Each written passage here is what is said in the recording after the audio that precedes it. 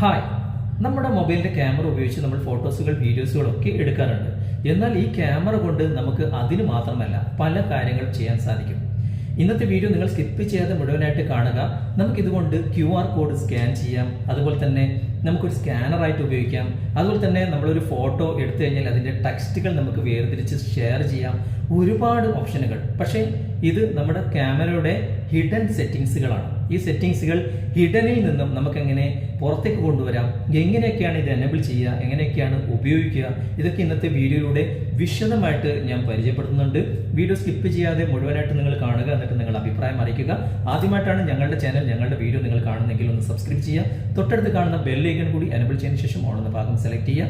ഫേസ്ബുക്കിലാണ് നിങ്ങൾ ഈ വീഡിയോ കാണുന്നെങ്കിൽ FTM ക്രിയേഷൻ എന്ന ഈ ഒരു പേജ് കൂടി നിങ്ങൾ ഫോളോ ചെയ്യാൻ മറക്കരുത്.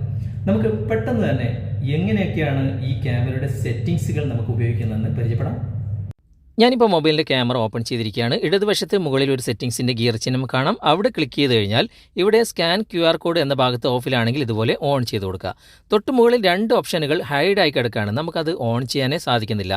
എന്തുകൊണ്ടാണെന്ന് വെച്ച് കഴിഞ്ഞാൽ നമ്മുടെ ആ ക്യാമറയിൽ നമ്മൾ എഫക്റ്റുകൾ കൊടുത്തിട്ടുണ്ടാകും. ഇവിടെ ഞാൻ ആ എഫക്റ്റിൻ്റെ ഈ ഒരു ഭാഗത്ത് പ്രസ് ചെയ്യുമ്പോൾ നിങ്ങൾക്ക് കാണാൻ സാധിക്കും, ഇവിടെ ഏതെങ്കിലും ഒരു എഫക്റ്റിലായിരിക്കും നമ്മുടെ ഈ ക്യാമറ പ്രവർത്തിക്കുന്നത്. അതിൽ നിന്ന് മാറ്റി ഇവിടെ ലാസ്റ്റ് ഒറിജിനൽ എന്ന ഭാഗത്തേക്ക് നിങ്ങൾ മാറ്റി കൊടുക്കുക. അതിനുശേഷം നിങ്ങൾ സെറ്റിങ്സിൻ്റെ ഗിയർ ചിഹ്നത്തിൽ ഒന്ന് ക്ലിക്ക് ചെയ്യുക.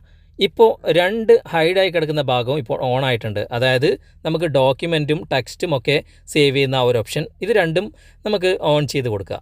അതിനുശേഷം നിങ്ങൾ ക്യാമറയിൽ ഏതെങ്കിലും ഒരു ഡോക്യുമെൻ്റ്, ഇപ്പം ഞാനിപ്പോൾ ഈ ഒരു ഭാഗം, ഈ ഒരു പിക്ചർ ഞാനൊന്ന് ഡോക്യുമെൻ്റായിട്ട് അല്ലെങ്കിൽ ഇതിലെ ടെക്സ്റ്റ് മാത്രം ഞാൻ സേവ് ചെയ്യാൻ പോവാണ്. ഇതിപ്പോൾ കറക്റ്റായിട്ട് നമുക്ക് വെക്കുക, നമുക്ക് സ്കാൻ ചെയ്യാൻ സാധിക്കും, അല്ലെങ്കിൽ ടെക്സ്റ്റുകൾ മാത്രം നമുക്ക് എടുക്കാൻ സാധിക്കും. ഇവിടെ ക്യാമറയുടെ ആ ഒരു ക്യാപ്ചറിൻ്റെ ഈ ഭാഗത്ത് ക്ലിക്ക് ചെയ്യാതെ ഈ ഭാഗത്ത്, ഈ വലത് ഭാഗത്ത് ഈ ഒരു ചെറിയൊരു ഐക്കൺ കാണുന്നില്ല, അവിടെ ഒന്ന് ജസ്റ്റ് ഒന്ന് ക്ലിക്ക് ചെയ്യുക. അവിടെ ക്ലിക്ക് ചെയ്ത് കഴിഞ്ഞാൽ ഇവിടെ സ്കാൻ ചെയ്യണോ അല്ലെങ്കിൽ ഇതിൻ്റെ ടെക്സ്റ്റ് നമുക്ക് വേർതിരിച്ചെടുക്കണോ എന്നൊക്കെ ഇവിടെ കാണിക്കുന്നുണ്ട്. നമുക്ക് ഇതിൻ്റെ ടെക്സ്റ്റുകൾ മാത്രമാണ്, ഞാനിപ്പോൾ ഇതിൻ്റെ ടെക്സ്റ്റുകൾ മാത്രം ഞാനിപ്പോൾ കോപ്പി ചെയ്യാൻ പോവാണ്. ഇവിടെ ലോങ് പ്രസ് ചെയ്ത് കഴിഞ്ഞാൽ നമുക്കിവിടെ ഈ ടെക്സ്റ്റുകൾ മൊത്തം കോപ്പി ചെയ്യാനുള്ള ഓപ്ഷനുണ്ട്. നമുക്ക് ആവശ്യമുള്ള ഭാഗം വേണമെങ്കിൽ ഇവിടെ തന്നെ നമുക്ക് ലോങ് പ്രസ് ചെയ്തിട്ട് ഇവിടെ മാർക്ക് ചെയ്തിട്ട് നമുക്ക് ഈ ടെക്സ്റ്റുകൾ ആവശ്യത്തിനനുസരിച്ച് നമുക്കിവിടെ നിന്ന് കോപ്പി ചെയ്യാം. ഇപ്പോൾ സെലക്ട് ഓൾ എന്ന ഭാഗത്ത് നമുക്ക് ക്ലിക്ക് ചെയ്ത് കഴിഞ്ഞാൽ ഇത് മൊത്തം സെലക്ട് ആവും. നമുക്കിവിടെ നിന്ന് കോപ്പി ചെയ്യാൻ സാധിക്കും. ഞാനിപ്പോൾ ഇവിടെ നിന്ന് ഈ ടെക്സ്റ്റുകൾ മാത്രം ഇവിടെ നിന്ന് കോപ്പി ചെയ്യാണ്.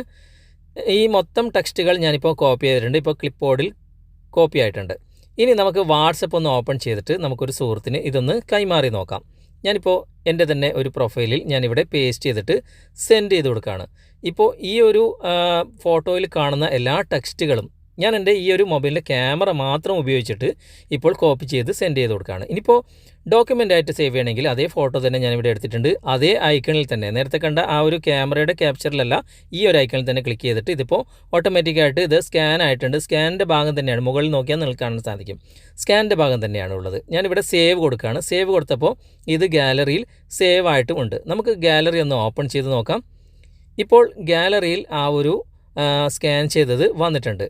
ഇതിപ്പോൾ നമുക്ക് എത്ര സൂം ചെയ്ത് കഴിഞ്ഞാൽ ഇത് ബ്ലറാകുകയില്ല, അതായത് നമ്മൾ സ്കാൻ ചെയ്തതായതുകൊണ്ട്.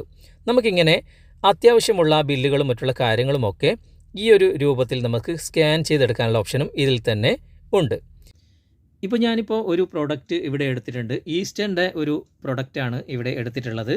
ഇവിടെ ഇതിൻ്റെ QR കോഡ് നിങ്ങൾക്ക് കാണാൻ സാധിക്കും. ഞാനിപ്പോൾ ക്യാമറയിൽ നേരത്തെ പറഞ്ഞ കാര്യങ്ങളൊക്കെ സെറ്റ് ചെയ്തിട്ടുണ്ട് ഈ ഒരു ഫോണിൽ. ഞാനിപ്പോൾ ഇതിൻ്റെ ക്യാമറ ഓണാക്കുകയാണ്.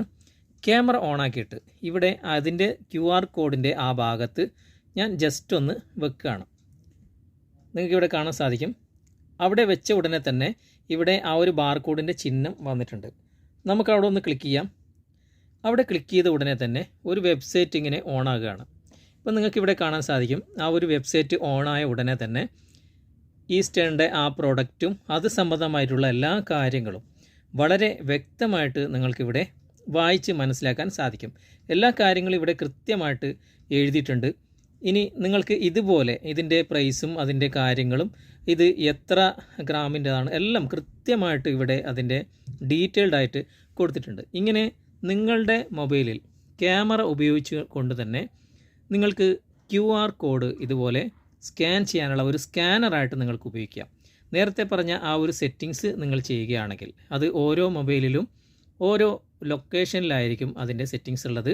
ചില മൊബൈലിൽ ഞാൻ നേരത്തെ പറഞ്ഞ പോലെ മോർ എന്ന ഭാഗത്ത് ഈ ഒരു ബാർകോഡ് സ്കാനർ എന്തായാലും നിങ്ങൾക്ക് കാണാൻ സാധിക്കും. ഇന്നത്തെ വീഡിയോ നിങ്ങൾക്ക് ഉപകാരപ്രദമായിട്ടുണ്ടെങ്കിൽ തീർച്ചയായിട്ടും നിങ്ങൾ നിങ്ങളുടെ കൂട്ടുകാരിലേക്കും ഷെയർ ചെയ്തെത്തിക്കുക. അതുപോലെ തന്നെ വീഡിയോയെക്കുറിച്ചുള്ള അഭിപ്രായങ്ങളും നിർദ്ദേശങ്ങളും നിങ്ങൾ കമൻറ്റായി രേഖപ്പെടുത്തുക. വീഡിയോ ഇഷ്ടമായിട്ടുണ്ടെങ്കിൽ ലൈക്ക് ചെയ്യാനും കമൻറ്റ് ചെയ്യാനും മറക്കരുത്, ഷെയർ ചെയ്യാനും മറക്കരുത്. അടുത്ത നല്ലൊരു വീഡിയോയുമായി അടുത്ത അവസരത്തിൽ നമുക്ക് വീണ്ടും കണ്ടുമുട്ടാം. Thanks for watching. Bye bye.